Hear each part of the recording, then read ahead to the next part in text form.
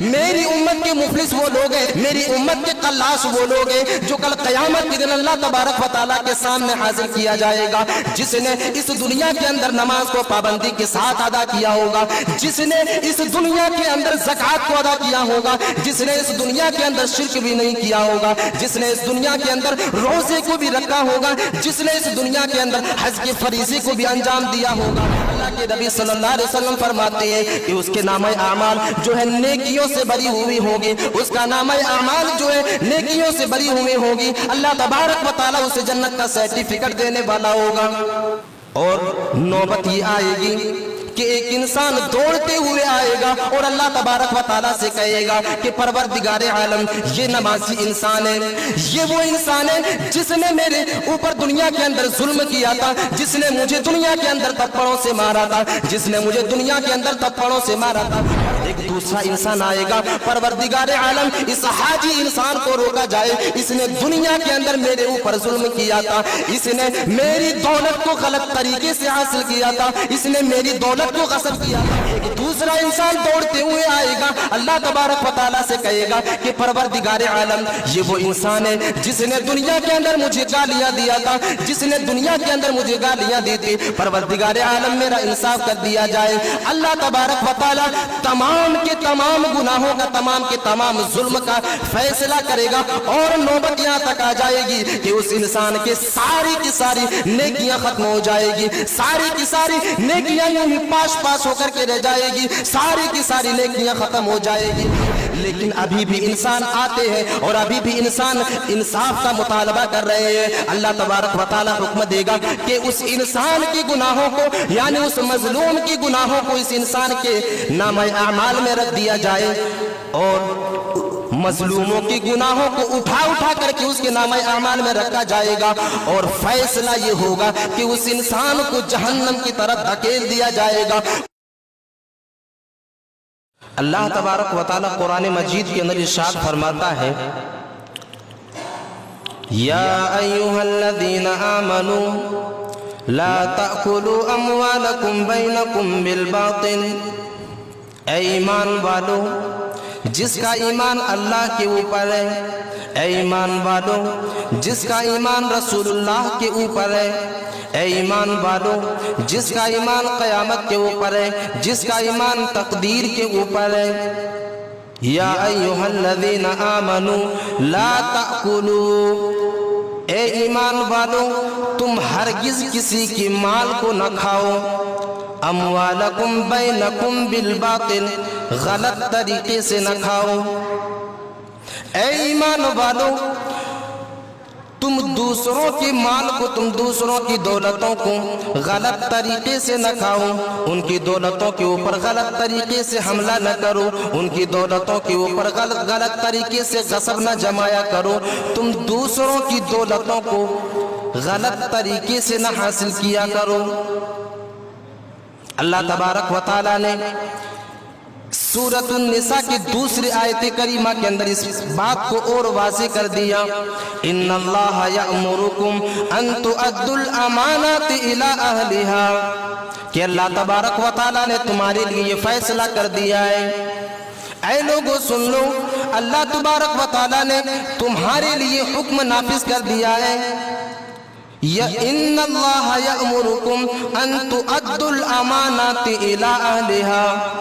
तुम दूसरों की अमानत को, दूसरों की दौलत को उन लोगों तक पहुंचा दो जो उसके असल हकदार हैं। अल्लाह तबारक व तआला इस आयत करीमा के अंदर वाज़ेह कर रहा है, अगर तुम्हारे पास दूसरों की दौलत अगर आ जाए, अगर तुम्हारे पास गलत तरीके से दूसरों की दौलत अगर तुम्हारे पास आ जाए, अल्लाह तबारक व तआला कह रहा है, इन्नल्लाह यअमुरुकुम अन तुअद्दुल अमानाति इला अहलिहा, तुम उस माल को, तुम उस दौलत को, तुम उस अमानत को उसके अहल तक पहुंचा दो, यानी उसके जो असली हकदार है तुम उस तक पहुंचा दो। व इज़ा हकमतुम बैनन्नास अन तहकुमू बिल अदल, ऐ लोगों सुन लो, अगर दुनिया के अंदर तुम्हें कोई इंसाफ करने के लिए तुम्हें चुने, अगर दुनिया के अंदर तुम्हें फैसला करने के लिए कोई बुलाए, तो तुम उन लोगों के दरमियान अदल से काम लो। اگر تمہیں کوئی فیصلے کے لیے بلائے، اگر تمہیں دو لوگوں کے درمیان میں اگر فیصلہ کرنے کے لیے تمہیں آواز دے، اگر فیصلہ کرنے کے لیے بلائے تو تم ان دونوں کے درمیان میں انصاف کرو۔ ان تحکموا بالعدل، تم ان دونوں کے درمیان میں عدل کو قائم رکھو۔ یہ اللہ تبارک و تعالیٰ نے انسانوں کے لیے واضح کیا کہ تم دوسروں کی دولتوں کو غلط طریقے سے نہ حاصل کرو اور غلط طریقے سے نہ کھاؤ۔ اور دوسری آیت کریمہ کے اندر اللہ تبارک و تعالیٰ نے واضح کیا کہ تم دوسروں کی امانت کو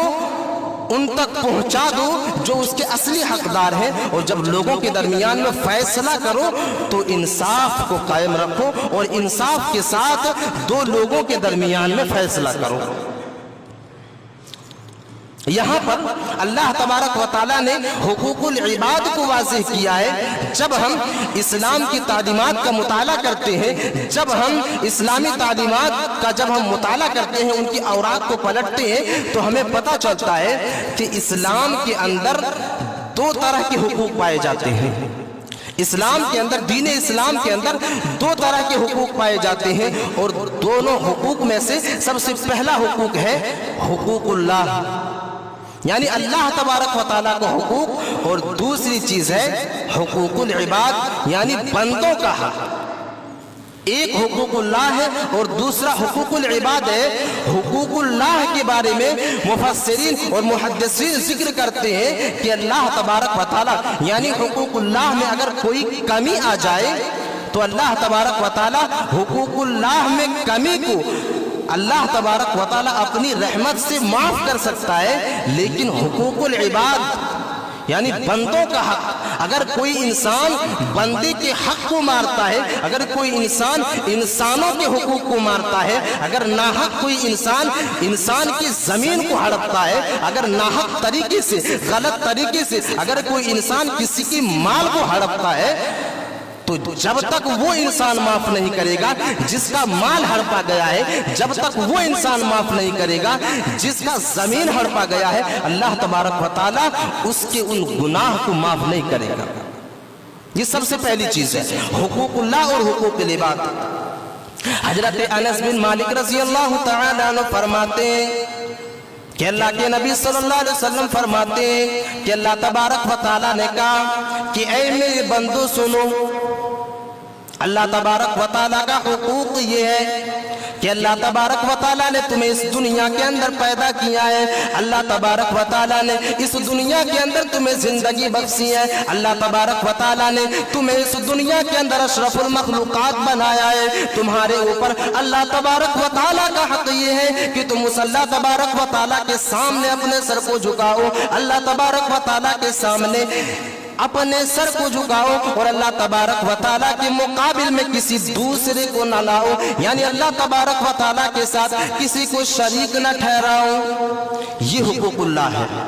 یہ حقوق اللہ ہے۔ اس کے بارے میں انس رضی اللہ تعالی عنہ فرماتے ہیں کہ اللہ کے نبی صلی اللہ علیہ وسلم نے فرمایا کہ اللہ تبارک و تعالیٰ کہتا ہے کہ اے انسانوں سنو،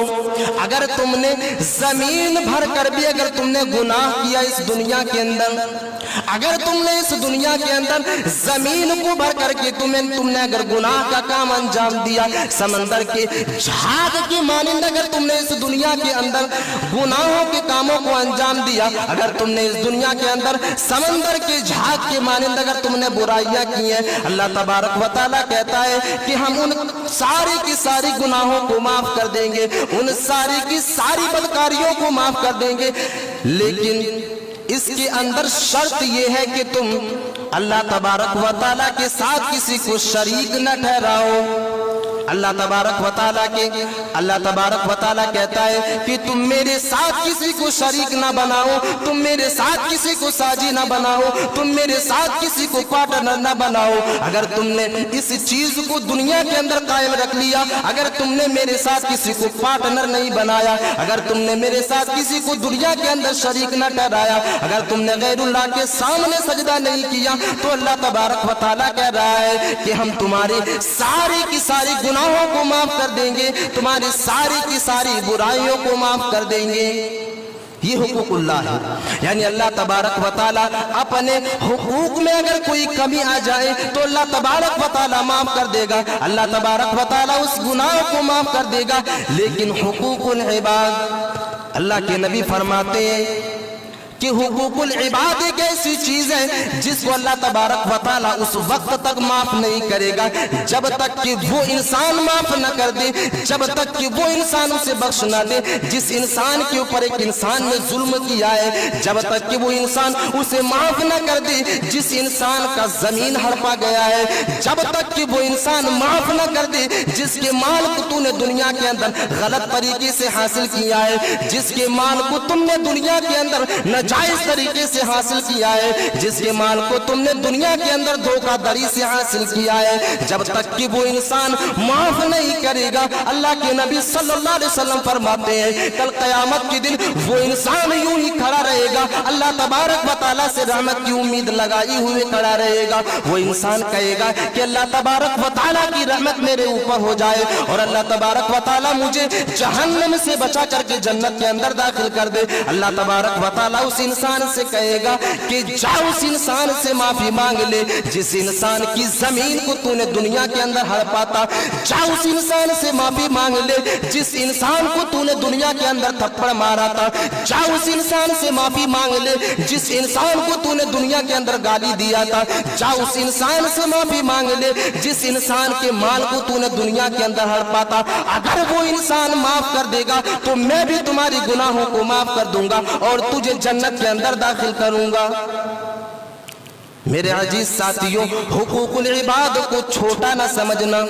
ہم یوں ہی دنیا کے اندر چلتے پھرتے کسی کو گالیاں دے دیتے ہیں, ہم دنیا کے اندر چلتے پھرتے کسی کو تھپڑ رسید کر دیتے ہیں, ہم یوں ہی دنیا کے اندر چلتے پھرتے کسی کی مال کو غصب کر لیتے ہیں, ہم اسی طرح دنیا کے اندر چلتے پھرتے کسی کی زمین کو ہڑپ لیتے ہیں, یہاں پر زمین کا جو پتھر ہے اٹھا کر کے دوسرے جگہ رکھ دیتے ہیں. میرے عزیز ساتھیوں, اگر کسی کا دل دکھ گیا, اگر کسی نے تمہیں دنیا کے اندر معاف نہیں کیا تو سمجھ لو تمہیں جنت کی خوشبو تک نصیب نہیں ہوگی, تمہیں جنت کی نعمتیں نصیب نہیں ہوگی.